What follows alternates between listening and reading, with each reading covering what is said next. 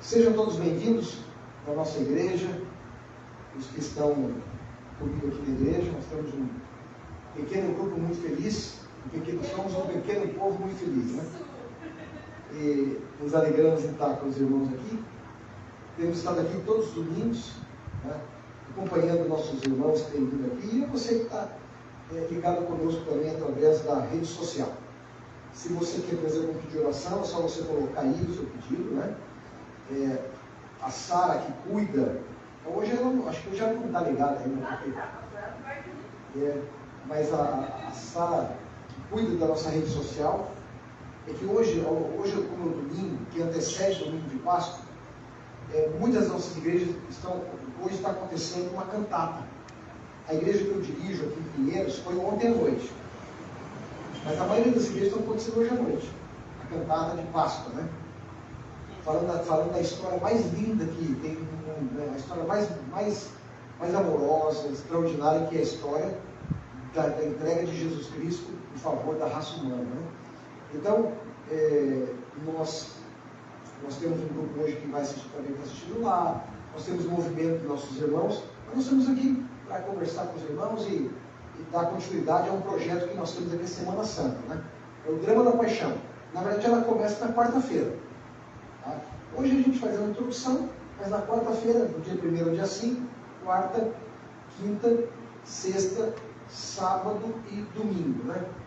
Então nós nos alegramos em poder estar com vocês hoje à noite, e durante a semana a gente vai ter oportunidade também de mesmo à distância, poder compartilhar com os irmãos um pouco da palavra, né? Mas sejam todos bem-vindos, a você que está chegando, a você que está na internet, e a você que separou esse momentinho para estar junto. Nós vamos compartilhar com você a palavra nessa noite, tá bom? Vamos cantar um hino. Convidar vocês a cantar esse hino comigo. Chama Inexplicável, tá bom? Vamos ficar em pé. Aí na sua casa você pode ficar sentada mesmo, tá? Ou sentado. Não vamos ficar em pé aqui na igreja, tá? Inexplicável.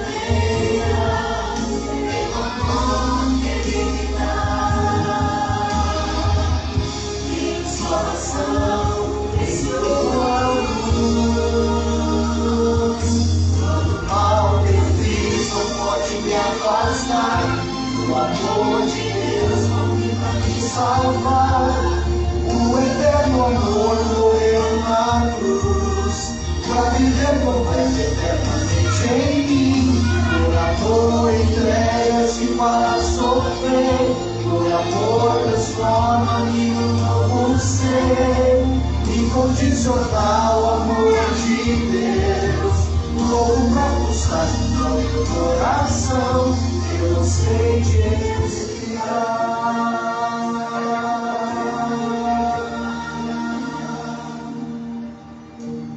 A música é bonita, que a gente não sabe nem a letra, né? Aí eu fui pegar a letra aqui para poder, porque a letra lá, mas ela dá uma atrasada, né? Aí a gente espera aparecer aí, e aí quando já apareceu, já entrou, aí fica um pouquinho confuso, né? Muito bem, mas que bom que você está aqui com a gente hoje, para termos um momento de adoração. Então, assim como a gente está mesmo, vamos orar. Querido Deus, nosso maravilhoso Pai que estás nos céus, louvado e bendito seja o teu nome, querido Senhor. Muito obrigado por estarmos aqui na igreja. Um dia tão especial, em que nós separamos esse momentinho para ouvir a tua voz, ouvir os teus conselhos, tua orientação, e nos colocarmos, Senhor Deus, mais uma vez na rota de andarmos ao lado de Jesus Cristo, Senhor e Salvador de nossa vida. Abençoe todos os irmãos que aqui estão conosco, os irmãos também que estão conectados conosco pela rede social, os nossos amigos que, por um acaso, uma providência, acabaram caindo aqui nesse canal, ou quem sabe planejaram estar aqui conosco, mas de uma forma ou de outra, Senhor Deus, que todos recebam a bênção, a graça e a bondade do Senhor nesta hora. E agora, ao abrirmos a palavra, estudarmos a palavra de Deus, que ela seja um bálsamo para nós, que nos traga um óleo curador, transformador, para que nós, ao entendermos a palavra de Deus, tenhamos a coragem necessária para colocar em prática em nossa vida. Que o Senhor nos abençoe e nos guarde, e que sua presença seja sentida aqui em nosso meio, em nome de Jesus oramos. Amém. Muito bom. Que bom ver vocês aqui. Tem gente que eu não vejo aqui domingo. Estou chegando gente de domingo aqui, que bom. Pode falar. Convite, se alguém quiser. Ah, sim. Quer que eu perdoe? Não. A gente entrega no final, pode ser? Veja, só para a gente lembrar, na quarta-feira que vem agora, dia 1º, nós vamos ter então, vamos começar um projeto chamado Semana Santa, né? Eu já dirigi pelo menos, estava contando ontem, 39 vezes Semana Santa. 39 vezes. 39 anos de trabalho, né? Foram 39 vezes, fora quando a gente é estudante, né? E membro da igreja, então já mais de 40 anos, cara, 40 semanas que a gente já participou e dirigiu, né? E agora eu tenho a oportunidade de estar com os irmãos aqui, né? Essa semana nós vamos começar na quarta, quinta, sexta, sábado e domingo. Eu estou fazendo na igreja de Pinheiro, semana toda. Comecei ontem e vou até o próximo domingo. Semana toda, todo dia vai ter culto. Eu acho o seguinte, irmãos, qual é a festa no começo do ano que a população brasileira faz e tem um significado de adoração ao inimigo de Deus? Qual é? Alguém? O Carnaval, né? Essa é uma festa popular, certo? Uma festa popular. Eu morei no Rio de Janeiro, bem próximo ao Diabódromo. Bem próximo ao Diabódromo, né? Mas não deixa de ser isso, né? Mas é a festa da carne. Então, ok. Quando é a festa da carne, você está fazendo a vontade Ok, do a Satanás. vontade do inimigo de Deus, ok. Aí eu morava perto, irmãos, era uma coisa impressionante. Eu morava, assim, perto de uns 2 quilômetros. É perto, né? 2 quilômetros. Mas a gente ouvia o som. E vinha gente de longe, e era festa, e gente que ficava até madrugada. A maioria das pessoas fica madrugada. E aí, quando eu lembro que a gente saía de manhã para alguma atividade, você via alguém cair na rua. Aí eu disse uma vez, eu disse até para minha esposa, né? O camarada bebendo, falou para mim, de manhã já está bebendo. Ela falou, não, para ele de noite, não ia ser para ele ainda. Porque já está desde ontem à noite ainda, né? E é uma verdade. Agora, qual que é a festa, a nossa grande festa espiritual? É a Semana do Calvário. Esse momento é para a gente se unir na igreja. Aqui, nós temos todos os irmãos da igreja. Nossos irmãos estão aqui. É você que está me ouvindo aí. Veja, nós estamos aqui na igreja. Ok? Claro que a Semana do Calvário primeiro é para nós. Para a gente se fortalecer espiritualmente. Mas é uma oportunidade de nós compartilharmos, falar com alguém, se esforçar para trazer alguém. Dificilmente alguém vai entrar por essa porta, e senão não trouxermos ela. Se você não for buscar ela na casa dela, investir o seu recurso, trazer no seu carro, levá-la no seu carro, aí isso pode acontecer alguma coisa. Então, fica aqui o meu convite para você a partir de quarta-feira, tá? A igreja está se movimentando. Hoje de manhã, veja, aqui em Pinheiros, nós estamos tendo um desafio de ter gente na igreja no domingo. Na segunda, a mesma coisa aqui. Percentualmente, hoje, eu tenho aqui muito mais que eu tive lá. Percentualmente, né? Se eu pego a quantidade de gente que tem aqui, o número de membros que nós temos aqui, nós temos quase a totalidade dos membros aqui, ó. Tem sábado que não temos a quantidade aqui na igreja. Hoje nós temos 2, 4, vamos contar as crianças. 14. Comigo? Me contou? Sim, contei. Obrigado por ter contador junto. Então, nós estamos em 14 crianças? Sim. Tá. Então somos 14. Tem culto aqui no sábado, que são 15, 17. Então, percentualmente hoje, maravilha. Ali em Pinheiros, por exemplo, tem um grande desafio. Hoje a igreja estava cheia também, né? Graças a Deus. Mas nós temos amanhã, vou fazer terça. E a gente sabe que os irmãos trabalham, os irmãos estão se movimentando. Em carnaval é feriado, então as pessoas não trabalham em uma festa. Nós não, né? Nós trabalhamos. Você vai ao escritório amanhã, você vai para a faculdade, você vai para a escola, você vai para a cooperativa, você vai lá em Itapevi pegar o trem, vai ter que atravessar, não é? Você vai para a tua empresa. Não é verdade, cada um vai ter a sua atividade amanhã. Mas a semana a gente tem que fazer um esforço para estar aqui. O feriado tem que estar junto ali. Quinta-feira já praticamente é feriado. Sexta-feira, faça um esforço para estar aqui. Sabe? Ah, mas quem é que vai falar? Então, irmão, não importa isso. Não importa o que a Bíblia vai falar para a gente. É isso que importa, é o que a Escritura vai falar para a gente. Tá bom? Bom, depois desse convite amigável, nós vamos falar um pouquinho hoje sobre Jesus Cristo, crucificado. Vamos falar um pouquinho sobre isso hoje, né? E se você tem a Bíblia na mão, eu queria convidar vocês a abrir a Bíblia, vocês no livro de João, capítulo 19. Tá bom? Vamos ver no livro de João, capítulo 19. Nós vamos lembrar um pouquinho dessa história. A verdade é o seguinte, irmãos. Vocês conhecem bem a história de Jesus. Você conhece bem essa história do Calvário. Talvez você não saiba alguns detalhes. Talvez eu vou te trazer alguns detalhezinhos aqui pequenos, mas o mais importante é a gente recordar isso. Quer ver uma coisa? Todo ano na nossa casa, na época do Natal, todo ano, isso é impreterível, todo ano, o meu sogro conta a mesma história. A mesma história. Isso já vai fazer o quê? Uns 10, 15 anos que ele conta a mesma história. A mesma história. E nós exigimos que ele conte sempre a história. Que é a história do seu Dides. Ele leu uma meditação muito antiga. Você leu uma meditação, uma livro, lembra daquela revista chamada Seleções? Uma revista antiga, um material antigo. Né? Os mais velhos lembram, os mais novos não vão lembrar. Né? Mas existiam as seleções, eram histórias. Ele era legal de ler aqueles livrinhos, né? Mas eu não sei se ele leu isso, ou se ele leu uma meditação juvenil, para criança, há muito tempo atrás. E ele conta sempre a mesma história. Mas cada ano que passa, ele não quer contar a história. Ele não quer contar a história. Por quê? Porque ele diz, você já sabe da história. Você já sabe da história. Mas a gente insiste para ele contar. E aí nós temos uma estratégia para ele contar.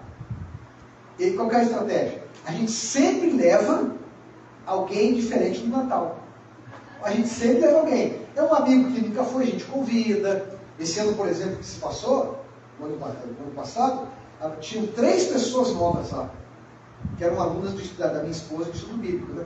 Convidamos as 3 e elas foram.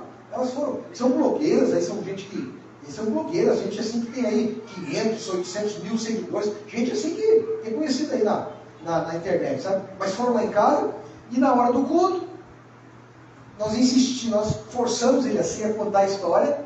E é interessante que antes que ele conta a história, existe um fato interessante. Ele sempre coloca uma coisa nova. A gente já sabe a história, já sabe o começo da história, o meio e o final, mas ele sempre surpreende, coloca alguma coisa nova na história. Eu acho que essa é a história de Jesus para nós, né? A gente conhece bem essa história. Agora a gente quer saber a história do seu Dides. Pode contar. Não. Vamos fazer o seguinte, quando você no Natal, quando eu te convidar, você vai conhecer a história do seu Dides, tá bom? Só no Natal. Então você vai levar a igreja. Vou levar toda a igreja para o Natal, né? Isso. Então, veja, a mesma coisa a história de Jesus, a mesma coisa. A história de Jesus é assim. Você conhece alguns detalhes, mas talvez você não conheça outros detalhes. E talvez eu vou te mostrar alguns detalhes hoje aqui. Ó. Você sabe quando você lê a Bíblia muito rápido, você perde algumas coisas, né? Você pega a Bíblia e você vai lendo muito rápido, você perde alguns detalhes. Ok? Você perde alguns detalhezinhos que os olhos passam rápido e você não consegue perceber. Não é? Você consegue observar quando você vai nos detalhes. Eu vou te mostrar um detalhezinho interessante hoje. João capítulo 19, né, no verso 41. Olha que detalhe interessante aqui. João 19, verso 41. João 19, verso 41. No lugar onde Jesus fora crucificado, o que havia ali? Jesus foi crucificado num jardim. Um jardim. Então ele foi crucificado num jardim. Primeiro que você entenda é o seguinte: primeiro, ele foi crucificado fora dos portões da cidade. Não era próprio crucificar ninguém dentro do portão da cidade. E nem havia cemitério dentro do portão da cidade. Sempre era fora dos portões da cidade. Jerusalém é uma cidade que era circundada por muros. Só que hoje é o seguinte: hoje, aonde a tradição diz que ele está sepultado, é numa igreja chamada Santo Sepulcro. É uma igreja católica. Só que essa igreja tem várias igrejas que estão lá dentro. Os armênios, os ortodoxos, os gregos ortodoxos, os católicos. É uma igreja que dentro dela existem várias divisões. É um negócio impressionante, sabe? Dentro da própria igreja. E às vezes dá briga dentro da igreja. Briga dentro da igreja. Não é só aqui. Briga mesmo. Briga que sai do braço. Né? Então veja, mas essa igreja é onde a tradição diz que Jesus foi crucificado, foi lavado o seu corpo e foi sepultado. É uma igreja. É uma igreja interessante, né? É uma igreja que você vê que ela tem tanta tradição, que se você chegar de frente para a igreja, você vai ver uma escada assim, na parte superior. Aquela escada está lá há 300 anos e ninguém pode mexer na escada. Não se pode mexer naquilo. Você pode ver na internet depois se você quiser ver. A escada do Santo Sepulcro está lá há dezenas de anos, ninguém pode mexer, porque tudo é sagrado. Tudo é sagrado. E se diz que Jesus foi sepultado ali. Mas na época de Jesus, a igreja do Santo Sepulcro, ela ficava fora dos muros. Hoje ela fica dentro dos muros. Porque na medida que Jerusalém foi tomada, derrubada, os muros foram ampliando, e hoje ela fica dentro da cidade. Mas a Bíblia diz que Jesus foi sepultado num jardim. Se você pensar bem, o jardim teve muita ligação com Jesus, né? Jesus participou de muitas questões no jardim. Por exemplo, você pode ver que a crucifixão de Jesus, ela não começou no jardim, ali, quando ele foi sepultado. Ela começou num jardim chamado Getsemane. Porque lá no Getsemane, ele já havia sangrado, certo? Deixou gotas de sangue cair sobre a sua face. O sofrimento foi tão grande. Na quarta-feira eu falei aqui uma coisa, eu não sei se a Débora vai lembrar do que eu falei, Débora. Você lembra, Débora? Que Jesus, ele sangrou em 7 lugares da sua anatomia. Você estava aqui, Tereza? Estava, né? Jesus sangrou em 7 lugares da sua anatomia. Sabiam disso? 7 lugares. Na última semana, ele sangrou em 7 lugares. Né? Ele sangrou quando as gotas de sangue correram pela sua face, quando colocaram a coroa de espinhos na cabeça dele, quando arrancaram a barba dele, porque Isaías fala que arrancaram a barba dele, sangrou do seu rosto, as suas mãos sangraram, os seus pés sangraram, o seu lábio sangrou e as suas costas sangraram. Então a sua anatomia foi agredida com sangue durante 7 ocasiões. Mas ele foi sepultado no jardim. Aí quando você pensa, o jardim de Getsemane, ele sofreu no Getsemane. Vamos voltar um pouquinho mais? Vamos voltar aqui, por exemplo. Ó. A crucifixão de Jesus acontece num jardim que antecede o Calvário. Lá atrás, veja, antes do Calvário. Primeiro, a gente é levado ao jardim do Getsemane. Depois, se nós voltarmos um pouco mais, nós chegamos em que jardim? Jardim do Éden. Lembra que quando os nossos primeiros pais pecaram, o que aconteceu logo em seguida? Houve o sacrifício de um cordeiro. O cordeiro representava e representa Jesus Cristo. O cordeiro foi morto lá. Veja, num jardim. O cordeiro foi morto lá. E a pele do cordeiro foi para cobrir os defeitos dos primeiros pais e continua ainda a cobrir os nossos defeitos e nossos pecados. Não é? Nosso defeito e os nossos pecados. Aliás, irmãos, se a gente for anteceder mais ainda, você não precisa ler aí, mas eu vou ler para você. O cordeiro foi morto desde quando? Desde a fundação do mundo, conforme diz o livro de Apocalipse, capítulo 13. Então veja, sempre teve um jardim. Teve até um jardim no céu, né? Onde já havia uma proposta de ser morto. Né? Ele se entregar em favor da humanidade, lá no céu, no jardim do Éden, no Getsemane, e finalmente quando ele foi levado à cruz do Calvário.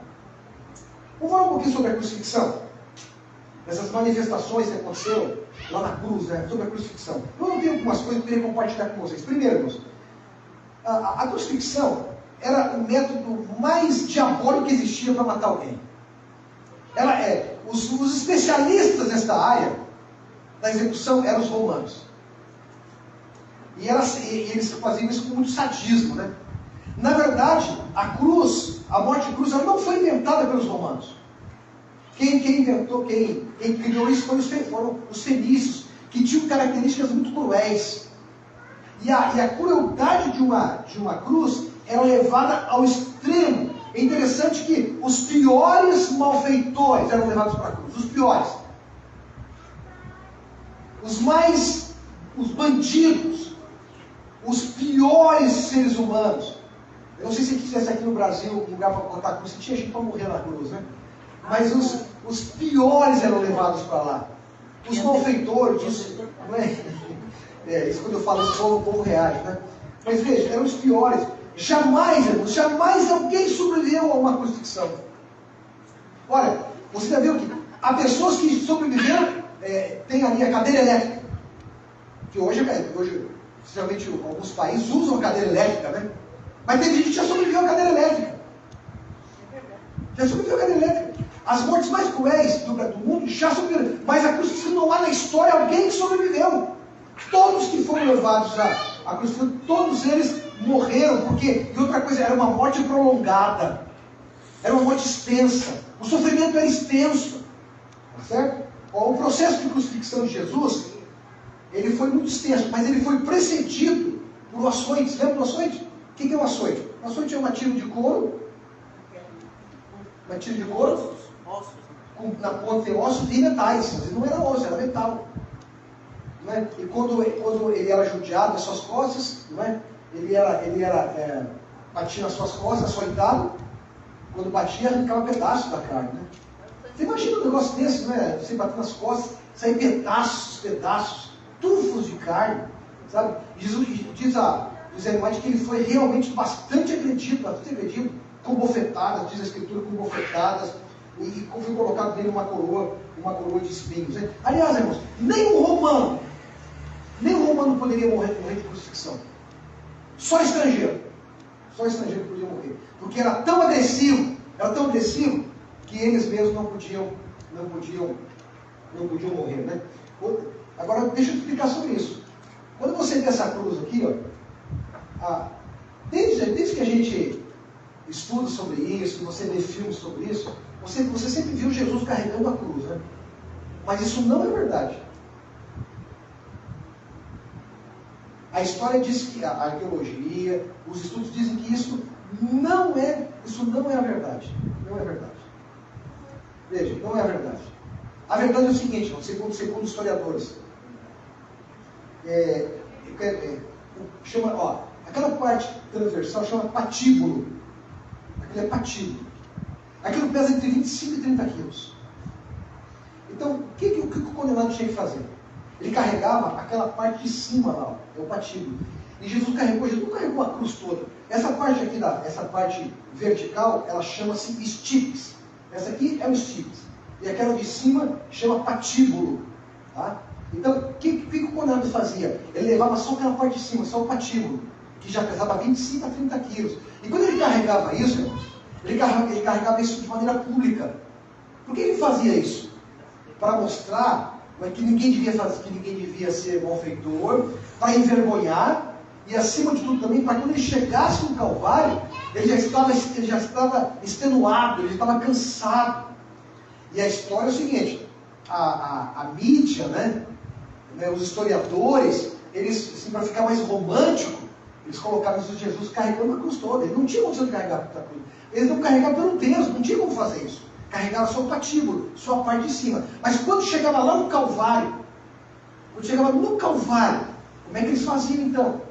Eles deitavam a vítima, não é? Eles derrubavam os chips, colocavam a vítima e faziam então, pregavam, amarravam e levantavam. Essa era uma forma de fazer. A outra forma de fazer é o seguinte: deixava o estipo já na posição, amarrado ali embaixo, pegava uma corda e ia puxando, ia puxando. E isso ia rasgando a pele, rasgando as mãos e os pés daquele que estava sendo crucificado. E quando ele era colocado em cima, o que eles faziam também? Eles colocavam um banquinho. Por que colocavam um banquinho? Porque é o seguinte, quando a pessoa respirava, ela tinha que fazer força para isso, né? É interessante que havia também uma regra na cruz. Eu vou te falar que regra que era. A regra é o seguinte, irmãos. O crucificado ele tinha que estar despido. A gente sempre vê Jesus com uma roupa, né? Mas ele estava nu, irmãos. Isso era vergonhoso. Você vê mais ou menos a dor, a vergonha. Você vê o que é isso? E isso, a mãe dele estava ali, as mulheres estavam ali. E isso, não só naquele tempo, para nós hoje também é uma vergonha isso. Né? Eu quando vou no hospital, irmãos, e tem uma enfermeira que vai tocar em mim, eu fico constrangido, cara. E todo mundo fica. A Rosana é enfermeira, né, Rosana? E para vocês é uma coisa muito simples, é o teu trabalho, dia a dia. Mas para quem está sendo tocado, isso é muito constrangedor. Outro dia eu fiz uma cirurgia, eu fiz de cálculo renal, né? E aí eu coloquei uma sonda. Aí a enfermeira foi lá tirar a sonda.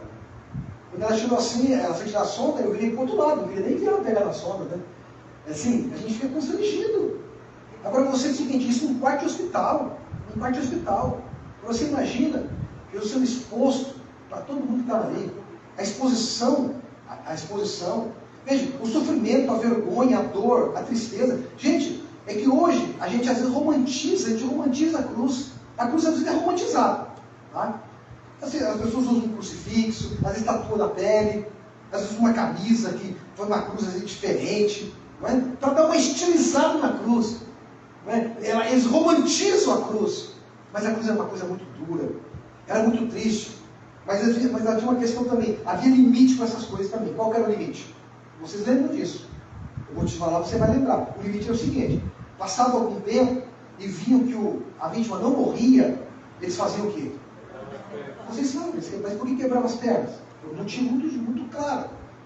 Na hora que ele fazia o esforço, ele não conseguia respirar e, como consequência, havia um colapso pulmonar. E esse colapso pulmonar, ele era insuportável de acordo com a pressão que havia, e a vítima acabava morrendo. Isso era um ato de misericórdia. Quando quebrava as pernas, era um ato de misericórdia. Mas a profecia diz que as pernas de Jesus não seriam quebradas, nem o osso do seu corpo seria quebrado. E foi impressionante, um homem como Jesus era um homem forte, gente. Ele trabalhava com pesado. Ele trabalhava, diz pra gente que ele trabalhava na carpintaria. Ele não fazia cadeirinha. Ele não fazia móvel, não. Ele fazia janela, porta, coisa pesada, telhado, coisa pesada. Eu imagino que Jesus era um homem forte. Era um homem robusto, forte. Mas a consequência disso é que rapidamente ele morreu. Morreu por quê? Porque o seu coração não suportou os nossos pecados. Como? Já vinha agonizando. Então, outra coisa, o fato de carregar o patíbulo fez com que ele chegasse lá já extenuado, mas mesmo muito forte. Mas o que eu quero dizer para vocês é que a crucifixão era uma morte cruel. É isso que a gente era uma morte cruel. Agora, eu quero que vocês entendam uma coisa, irmãos. Quando Jesus nasceu à noite, mas a natureza clareou, não foi? Na meia-noite o sol apareceu, mas quando ele morreu, ao meio-dia, escureceu. Percebe bem a diferença? Você percebe bem a diferença? Veja que Jesus Cristo ele teve influência na natureza. Ele tinha tanto poder, ele foi o Criador, mas a natureza reagiu ao seu nascimento e à sua morte. Vamos falar um pouquinho sobre a revelação da cruz. Lutero foi um grande teólogo. Lutero foi um homem bom, sabe? A gente tem que pensar aqui, irmãos, Deus tem o seu povo em todas as eras e em todo o tempo. Amém? Deus tem um povo, irmãos. E eu acredito que Lutero foi um homem de Deus. E os olhos dele foram abertos para muitas coisas. E Lutero diz o seguinte: a cruz é a fonte do verdadeiro conhecimento de Deus. Quem conhece a cruz, conhece Deus. E quem conhece Deus, conhece a cruz. Por quê? Porque Deus é aquele que salva. E Ele mostra que a salvação passou pela cruz do Calvário. Quem conhece Deus, conhece a cruz. A cruz é o centro da história da raça humana. Ela condensa a mensagem de redenção, amor e salvação. A cruz é o pilar fundamental que sustenta a fé cristã. Olha, cada religião, ela tem um simbolismo. Ela tem um símbolo que representa a sua religião. Quer ver uma coisa? Vocês vão concordar comigo. Cada uma tem. Quer ver uma coisa? Por exemplo, um símbolo visual. Qual que é o símbolo do budismo? É a flor de lótus. Uma flor de lótus é o símbolo do budismo. Qual que é o símbolo do judaísmo? A estrela? E isso, olha como vocês sabem, a estrela de Davi. Qual é o símbolo do islamismo? É uma lua crescente. Pode dizer que tem uma lua crescente? É uma lua crescente. Qual que é o símbolo do marxismo? É um martelo e uma foice. Qual que é o símbolo do nazismo? A suástica. A suástica, que é o símbolo de superioridade da raça ariana. Que Hitler queria fazer isso, né? A pergunta é, os cristãos poderiam escolher muitas formas como seu simbolismo. Poderiam escolher, por exemplo, um peixe como símbolo do cristianismo. Poderiam escolher uma arca, a arca da aliança. Poderiam escolher um animal forte, como um leão. Poderiam escolher um pastor humilde. Poderiam escolher uma manjedoura, um banco de um carpinteiro, uma pomba. Mas o cristianismo escolheu a cruz.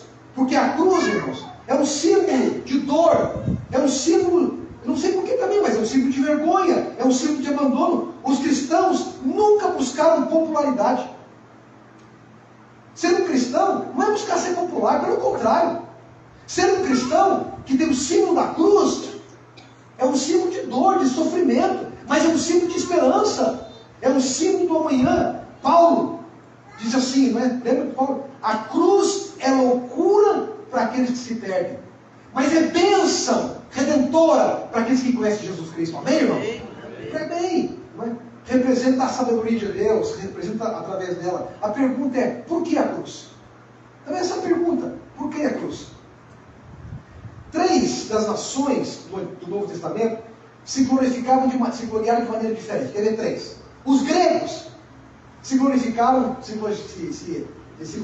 sabe pelo quê? Pelo conhecimento, pela sua filosofia, que até hoje vale aqui, né? Nós temos muitos dos nossos conceitos, são conceitos da filosofia grega. Né? Uma delas, por exemplo, que é a imortalidade da alma. Essa é uma filosofia grega, que é a imortalidade da alma. Ou seja, viver só atrás do prazer. Essa é a filosofia grega. Os hedonistas, não é? É a filosofia que vive hoje e espera do amanhã. Essa é uma filosofia que está impregnada na gente. A filosofia do prazer. Mas os gregos eram assim. Já os romanos, do que eles se gloriavam? Da sua força, da sua organização, da sua lei, do seu poder. Os judeus, da sua religião, das suas tradições. Mas o apóstolo Paulo diz assim, né? Essa aqui do Paulo fala tremendo, né? Paulo diz assim, mas longe de mim esteja de gloriar-me, a não ser na cruz do nosso Senhor Jesus Cristo. Ele diz assim, que a glória do cristão não está no conhecimento, a glória do cristão não está na sua força, a glória do cristão não está nas suas tradições, a glória do cristão, do verdadeiro cristão, está o quê? Na cruz de Jesus Cristo. Amém por isso, na cruz de Jesus Cristo. A pergunta é, mas por que gloriar na cruz? Por que a gente tem que se gloriar na cruz? Por que se gloriar na cruz? Porque a cruz é um símbolo de vergonha, abandono, de sofrimento. Por que isso? E algumas razões básicas que eu quero te apresentar rapidamente agora. Tá bom? A primeira razão é essa aqui. Ó. A primeira razão é que a cruz expressa a largura e a profundidade do pecado. É através da cruz que a gente conhece o pecado, irmãos. A maldade do pecado. O que é pecado? Transgressão da lei. Pecado é insubordinação contra Deus. Pecado é rebelião. Pecado não é um ato, é uma condição do ser humano. Isso é pecado. O pecado não é eu praticar um ato, mas é a condição que eu tenho. A condição pela qual eu nasci. Que eu sou dominado pelo pecado. Quem vive no pecado, irmãos, não pode ver corretamente. Quem tem domínio do pecado não pensa direito, não sente direito, não escolhe direito e não age direito. Ou seja, todos nós somos assim. Por isso nós precisamos da cruz, e a cruz representa para mim o tamanho do pecado e o que eu preciso para poder me aproximar do Senhor. O pecado não é uma questão de ato, mas é uma condição. O Novo Testamento, isso aqui eu achei impressionante hoje, viu? Eu quero compartilhar com vocês, com você também que está ligado comigo, sabe? O Novo Testamento, Paulo ele tem 12 termos negativos que descrevem a condição da natureza humana. Ó, como é a condição da natureza humana? Escuta aqui, condição da natureza humana. Primeiro diz assim, ó, ela é depravada, endurecida, cega, vaidosa, obscurecida, inimiga, enganosa. Tem todos os textos aqui, mas não vou ler pelo tempo, né? Enganosa, ela é vã, ela é carnal, ela é pervertida, ela é corrupta, ela é corrompida. Viu como você é gente boa? Viu como é que nós somos? Essa é a nossa natureza. São qualidades, características da nossa natureza. E diante, irmãos, desse tumor maligno que é a nossa natureza, que infecta as criaturas, todas nós, a única solução que a gente tem, irmãos, para tudo isso, é a cruz, é Jesus. É como se a gente tivesse um tumor maligno e você achasse que você ia se curar com um analgésico. É mais ou menos isso. Quando meu irmão estava perto de morrer, os médicos diziam uma coisa para a gente que eu ficava assim, isso deixava a gente muito, muito abatido. Eles diziam o seguinte: vamos dar um remédio para ele, mas isso aqui é só paliativo. Você já ouviu essa expressão uma vez? Não? Talvez você já tenha escutado isso, ou você já percebeu alguém da sua família que já viveu isso. É só um paliativo. O que é o paliativo? O paliativo é o seguinte: é como se fosse uma isca de mosca, como diz C.S. Lewis. Não é? Existem coisas maiores, você tira o foco, né? Tira o foco daquilo que é maior, diminui, né? Não. O que é o paliativo? O paliativo, ele apenas esconde algo maior que está por trás. O pecado é assim, irmãos. A solução do pecado não são as coisas que você faz, não são as soluções humanas. A solução humana no jardim do Éden foi fazer uma roupa de folha de figueira. Quando eles pecaram, fizeram uma folha de figueira. Quanto tempo demora uma folha de figueira para estragar? Horas, minutos. Qualquer chuvinha que bate, qualquer vento já era. Mas a solução de Deus qual foi? Matar um cordeiro, colocar uma pele neles, porque a solução de Deus é uma solução eterna. E a solução humana, ela é passageira. Perceba bem você essa diferença. É assim que nós olhamos. O segundo aspecto, por que se gloria na cruz? A cruz, por um lado, revela que nós somos sobre o pecado, mas ao mesmo tempo revela quem é Deus, sua graça e seu amor. A cruz mostra quem eu sou, mas também a cruz mostra quem Deus é. Sua graça, seu amor, sua misericórdia. Na cruz, o céu e a terra, eles se uniram. A cruz é o para-raio que absorveu a condenação do planeta. É a rocha onde se quebraram todas as ondas do maligno. Isso é a cruz. A cruz é a chave que abre os portões do céu para nós. É a cruz, irmãos. Creia na cruz, viva pela cruz. Tá? Terceiro aspecto. A cruz é a única solução para o dilema humano. É a única solução. Vocês lembram, e se você está me ouvindo aqui agora, houve um comandante chamado Naamã. Lembra de Naamã? Ele era o comandante da Síria. Ele era sírio. Ele foi procurar um profeta. O profeta escreveu o seguinte: ó, Naamã, você quer ficar curado? Ok. A regra é o seguinte: Deus disse para mim, vai lá no Rio Jordão e mergulha 7 vezes no Rio Jordão. Quando Naamã recebeu esse desafio e essa ordem, rapidamente ele pensou assim: lembra que a Bíblia fala? Eu vou entrar nesse rio aí, esse rio sujo, encardido. E realmente, irmãos, o Rio Jordão é um rio sujo. Ele não é sujo, porque a terra, né, da região, né, tem regiões do Rio Jordão que eu não sei, agora são limpas. Mas não sei se na época de Jesus não era tudo, ainda no Antigo Testamento era tudo desse jeito. Era um caldo, né? Na divisa com a Jordânia é um caldo, mas um caldo de feijão. Aquilo, né? Aquilo é bem caloroso, bem barrento. Aí o que disse Naamã? Não, eu vou lá para os rios de Damasco. Ou seja, ele pensou do ponto de vista dele, ok? Ponto de vista dele. Então Deus deu uma ordem e o ponto de vista dele. A cruz, irmãos, a cruz é o símbolo da salvação através de Jesus Cristo. Não substituto. Mas às vezes as pessoas buscam algumas coisas. Por exemplo, existem alguns rios que são os rios da ciência. Eu acredito mais na ciência. Ou os rios da cultura. Não é culto ser um cristão. Não é culto ser um crente. Não é culto ser um adventista. Olha que aberração. Vou dizer para você uma coisa. Outro dia veio uma parente minha aí. E eu fui na igreja e fui dizendo para eles, está vendo aquela pessoa lá? Aquela pessoa é isso, aquela que trabalha com isso e tal. E eu fui dizendo, né? Gente jovem, gente bem preparada, como aqui na igreja. Engenheiros, profissionais administradores, contadores, né? Enfermeiros, profissionais liberais. Aí eu disse para ela, aí ela me falou assim, cara, mas você dentro da sua igreja tem que ter muito estudo? Ela me perguntou isso, cara. Eu falei, claro, tem que estudar. Estudar a palavra. Mas não é a cultura que salva ninguém, irmãos. Às vezes as pessoas sempre em cima da sua cultura e acham que isso tem valor. De jeito nenhum. Não é? O prestígio de uma posição, da sua justiça própria, do sucesso humano. Tudo isso são rios de Damasco. Tudo são rios de Damasco. Mas quando Deus fala assim, a gente vai lá e faz assim. Naamã, a história conta que depois ele foi lá, porque ele entendeu que ele estava na direção errada. A gente entendeu qual é a direção certa. Para ser curado, tem que submeter-se à indicação de Deus. Podemos crer em vão nos nossos próprios recursos. A cruz me mostra que eu devo acreditar na cruz. O quarto aspecto, são só 5, o quarto aspecto.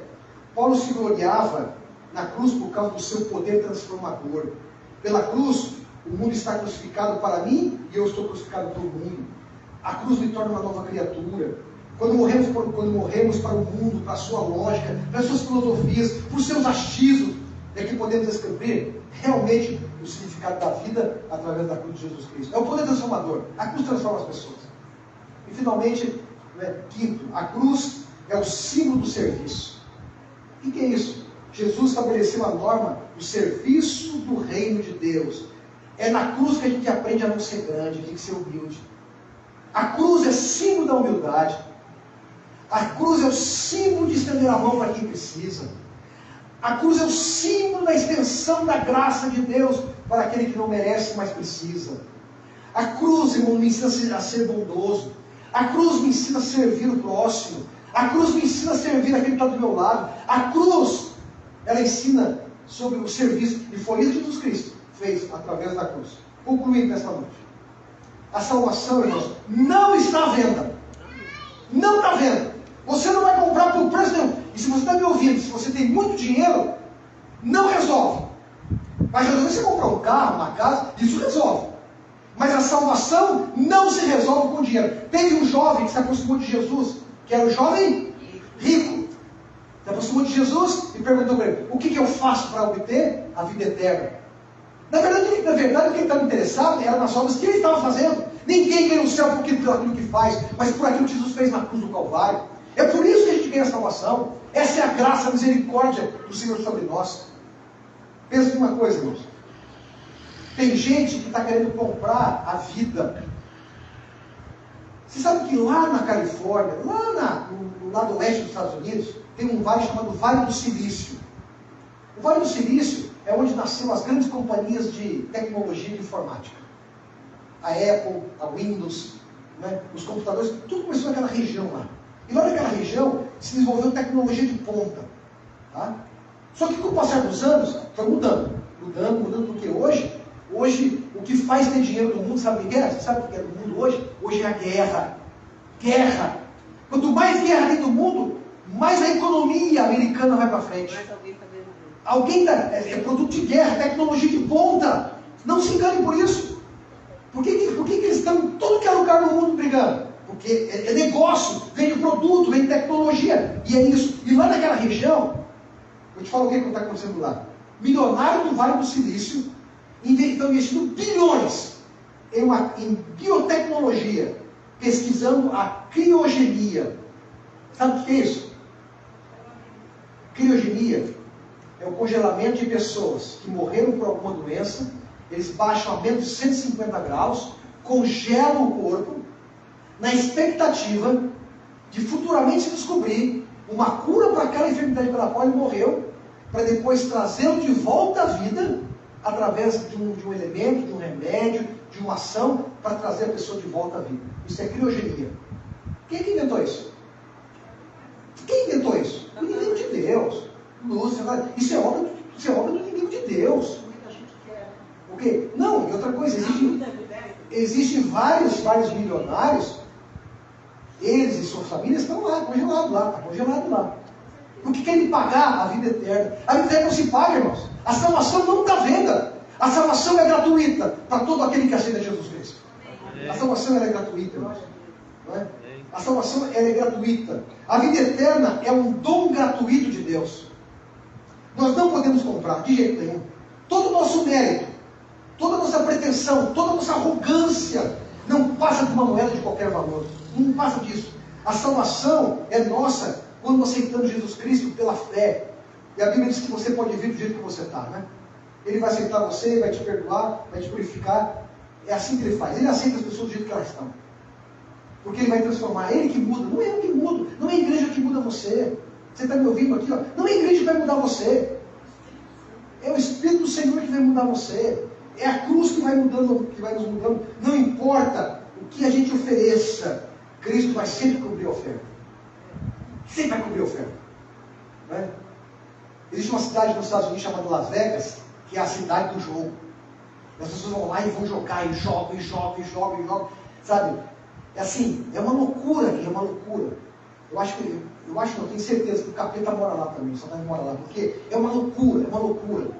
É uma coisa assim, impressionante a questão dos jogos, da imoralidade. E assim, cada cassino oferece mais do que o outro. Um oferece mais vantagem do que o outro. Tá, cada um oferece mais do que o outro. Mas o que eu quero dizer para você hoje é o seguinte: Cristo cobre qualquer oferta. Qualquer oferta. Porque Ele oferece para a gente uma coisa que ninguém pode oferecer para a gente. Ele oferece para a gente a vida eterna. É isso que Ele oferece para a gente. E é você que está me ouvindo, é você que está na igreja, irmãos. Não tem caminho melhor do que esse, queridos. Não tem caminho melhor do que esse. O sofrimento de Cristo traz para mim alegria e esperança. A morte dele traz para mim a vida. Deus permite, irmãos, o retorno em qualquer ponto da nossa caminhada. Qualquer ponto da caminhada. Alguns às vezes foram tão longe que dizem assim: não dá para voltar. Claro que dá, irmãos. Sempre tem um ponto para voltar. Sempre tem um ponto de retorno, sabe? Sempre tem um ponto que a gente possa voltar. E a verdade é que Deus nos acolhe como nós estamos. E Ele diz assim: eu vou transformar você. Né? Eu espero que Ele transforme você também aqui na minha igreja. Amém. Eu espero que Deus transforme a minha vida. Para que eu seja um homem dele, um homem de Deus. Para que você seja uma mulher de Deus. Para que essas crianças sejam crianças de Deus. Né? Para que nós sejamos, não é, homens e mulheres de Deus. Te pergunto hoje à noite: quantos gostariam de receber mais uma vez salvação através da cruz? Gostaria? Eu também gostaria, irmãos. Gostaria. E tem um hino? Tá. Ok. Então vamos ouvir um hino. E esse hino faça-nos pensar um pouquinho sobre a cruz de Jesus Cristo, sobre a morte dele. E como nós demonstramos ao levantar nossas mãos, nós demonstramos claramente que nós queremos aceitar Jesus Cristo mais uma vez, como aquele substituto da morte do Calvário. Tá bom? Vamos ficar em pé, vamos cantar esta música muito cruz.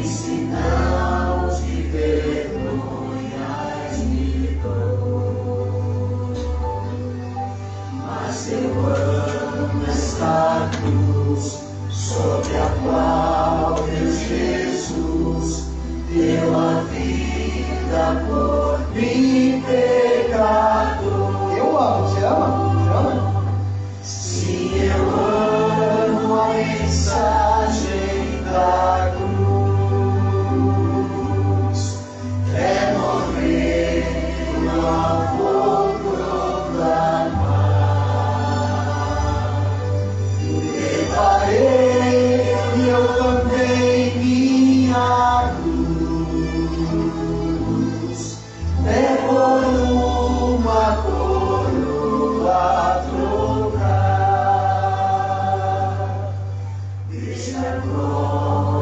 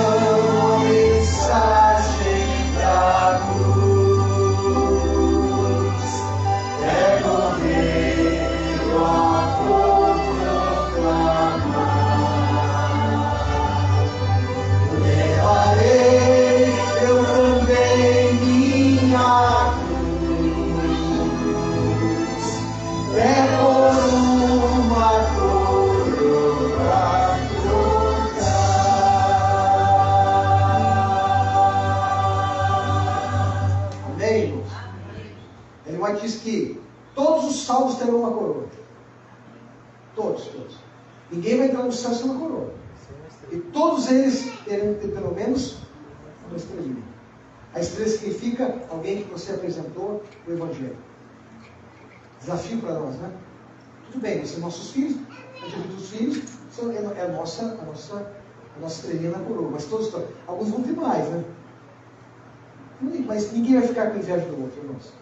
Ah, você tem 30 coroazinhas aí, estrelinha, eu tenho só uma. Não vai ter esse tipo de comportamento. Mas o nosso desafio é que nós tenhamos uma estrela em nossa coroa. Vamos lá. Querido Pai, nosso maravilhoso Deus, muito obrigado porque na tua casa, lugar de ter um encontro contigo, nossos irmãos estiveram aqui hoje à noite, Senhor, para ouvir a tua palavra, para receberem ânimo do céu, para relembrarmos a história de Jesus Cristo, história de amor, história de graça, mas a verdadeira história da salvação. Abençoe a todos que aqui estiveram, nossos amigos que estiveram conectados conosco aqui também. Se ouviram agora, ou se vão ouvir em outro momento, mas que a mão do Senhor alcance todos eles também, Pai. Amém. Dá-nos, ó Deus, a confiança e a certeza de que o caminho da cruz é o caminho da salvação. Amém. O caminho da cruz é o melhor caminho, o caminho correto, o caminho certo, o caminho em que nós vamos encontrar a coroa da justiça que vai ser colocada em nós através de Jesus Cristo. Amém. Nos dê a tua paz, a tua graça. E ao sairmos da igreja, Senhor Deus, que teu Espírito nos conduza até a nossa casa, com paz, com tranquilidade, que tenhamos um sono reparador e uma semana abençoada, e na próxima quarta-feira, ao retomarmos aqui a semana do Calvário, o drama da paixão, que façamos planos para estar aqui, Senhor Deus, na tua presença e na companhia dos nossos irmãos. Amém. Nós oramos agradecidos em nome de Jesus. Amém, Senhor. Amém. Que todos tenham uma boa noite, a você que esteve conosco também. Deus te abençoe e Deus te guarde, viu?